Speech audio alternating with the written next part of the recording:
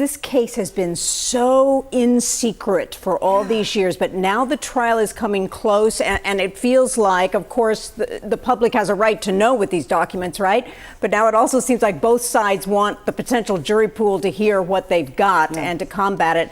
But I guess the first thing, let's start with the first thing here about this selfie that he took himself, conceivably, just hours after the murders happened. And remember, he's pleaded not guilty, and his attorney fights hard that he's innocent in all of this. But the roommate, one of the surviving roommates, DM, that actually opened her door and said she saw him in the hallway. Well, she explained that later to law enforcement in several interviews, and that's now in documents. And she said he was all in black.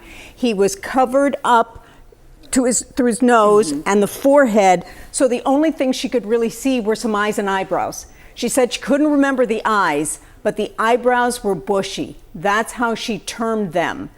And so this is a picture prosecutors want to bring before a jury to say, bushy eyebrows, look at that picture. And they will have to decide, right? You know, she also says, though, that when she saw the mugshot, she said, I don't know if that's him or not. She could not identify him at that point. So now the other aspect, K-bar knife. The K-bar knife sheath was found next to the body of Maddie Mogen. No murder weapon has ever been found. Right.